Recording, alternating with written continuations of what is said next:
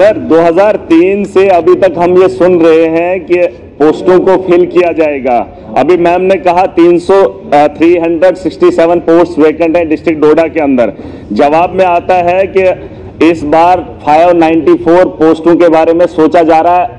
All over J and के बता दीजिए 367 मेरे डिस्ट्रिक्ट में खाली है, तो 594 से क्या ही होगा सर। हमारे जो हायर सेकेंडरीज हैं फार फ्लंग एरियाज में है, कई किलोमीटर चलने के बाद हायर सेकेंडरी तक पहुंचा जाता है, और वहां पर अगर बच्चे को तालीम बेहतर नहीं होगी, सीआरसी से सर काम नहीं चलेगा। हायर कर सकते हैं, हमारे पास वेल क्वालिफाइड एक तबका है। मैं चाहता हूं एमजी नरेगा में ही अगर उन लोगों को वही काम दिया जाए, अगर सरकार के पास पॉलिसी नहीं है उनको वही काम दिया जाए जो उस काम के लिए बना है। MA, MPhil, PhD, double degrees लेकर है सर, उन नौजवानों के बारे में नहीं सोचा जा रहा। और ये मामला आज का नहीं है, इस हाउस के अंदर मैं पहली बार आया हूं, लेकिन ये तमाशा मैं स्कूल के टाइम से देख, कंट्री में एजुकेशन में स्टाफ नहीं होगा तो हमारी नस्लें बेहतर कैसे मुमकिन है। तो इस पे प्रायोरिटी पे 594 से काम नहीं चलेगा सर।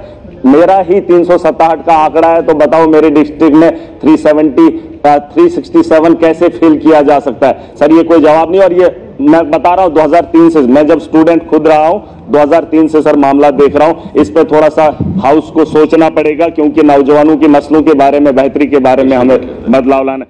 जो ऑनरेबल मेंबर साहब ने सवाल पूछा था कि वैकेंसीज के बारे में, उसके बारे में हमने जवाब दे दिया है, लेकिन इसके अलावा जो 140 जो है वो सीआरसी के जरिए जो है उनको लिया गया है, ताकि जो टीचिंग सब्जेक्ट्स वहाँ पे होते हैं उनको पढ़ाया जाए। उसके बावजूद जो है डिपार्टमेंटल प्रमोशन के जरिए भी जो है उसमें भी लेक्चरर्स जो है 10+2 की डेफिशिएंसी जो है उसको पूरा किया जा सकता है।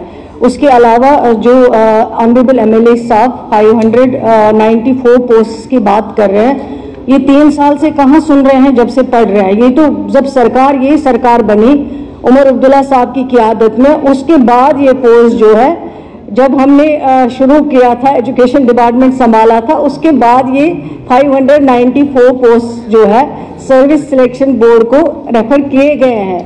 तो ये कह रहे हैं 3 साल से मैं यही सुन रहा। अगर ये डेट भी देखें जब ये ऑर्डर इशू किया गया, जब उन पोस्ट को रेफर किया गया है, वो बखूबी इनके पास होगा।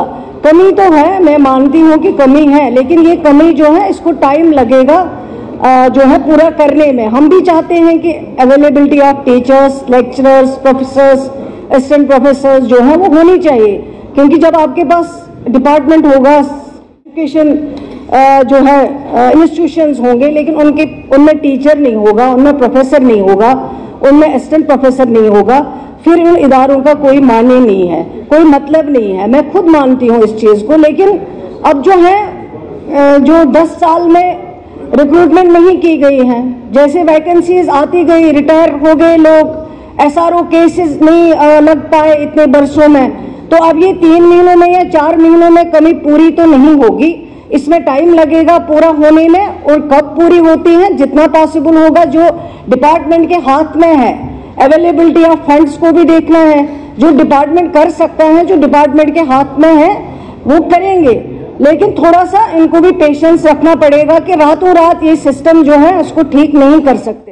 मैम ने कहा कि प्रमोट करेंगे, लेक्चरर बनाएंगे सर। वो जो नीचे वाला तबका होगा फिर हाई स्कूल का, तो वहां खाली रह जाएगी, तो वो पोस्टें फिल नहीं कर पाएंगे। उसके लिए मैंने दूसरा सवाल इनको पूछा था कि जो कंट्रेक्चुअल बेसिस पे हमारे लेक्चरर्स पिछले 10 साल से 15 साल से छोटे से अमाउंट में काम कर रहे हैं, मैं चाहता हूं सरकार का ध्यान रहे उसी तर्ज पे जो है अगर और पोस्टें निकाली जाए, और टाइम टू टाइम उन्हें जो है 10, 15, 20, 25 हजार में जो एक लेक्चरर हमारा काम कर रहा है, क्योंकि उसके पास कोई काम ही नहीं है, वो अगर हमारे बच्चों को पढ़ा रहा है, तो मुझे नहीं लगता कि सरकार के पास इतना बड़ा बोझ पड़ जाएगा कि वो लोगों को जो है वहां पे अपॉइंट नहीं किया जाएगा सर। उसमें क्या है कि वो जो वहां पर जब मतलब सेशन आता है, तो सेशन से पहले ही उनको जो है निकाल देते हैं। वो भी सर पढ़ा लिखा तबका है, उनके बारे में सोचना चाहिए। कंटिन्यू रख लीजिए ना, 20-25 हजार में आपको लेक्चरर मिल रहा है सर, इतना सस्ता देश के अंदर क्या दुनिया के अंदर कहीं पे भी नहीं है कॉन्ट्रेक्चुअल लेक्चरर जो हमारा यहाँ जम्मू कश्मीर के अंदर। मैं चाहता हूं मैडम साहिबा को ये बताना चाहूंगा कि उन लोगों को जो है कंटिन्यू रखा जाए,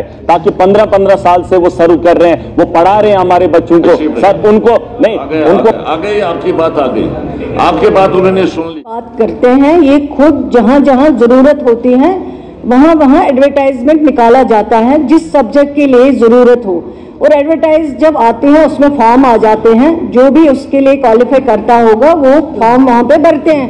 फॉर्म भरने के बाद जो भी वहाँ पे कमेटी होती है, सिलेक्शन कमेटी, उनको जो भी लगता है उस एडवर्टाइजमेंट के दौरान उनको लिया जाता है उसमें। लेकिन अब 15 साल या 8 साल या 1 साल के लिए जो वहाँ डिसाइड करते हैं कि कितने देर में इनको रखना है, और जब री एडवर्टाइज हो जाता है, जो टाइम दिया जाता है इसमें, जब री एडवर्टाइजमेंट हो जाता है 1 साल के बाद या 2 साल के बाद, उनको भी उसमें मौका दिया जाता है ताकि वो फिर से अप्लाई करें। अगर उनको फिर से एज पर मेरिट जो है फिर से अगर उनको कंसिडर किया जा सकता है, और उनके लिए कुछ जो है परसेंट इसका भी रखा जाता है कि एक्सपीरियंस इनका है, इन्होंने इतने देर काम किया है, इनकी क्वालिफिकेशन ये है, वो वहाँ पे देखा जाता है, उसको भी कंसिडर किया जाता है। चलिए।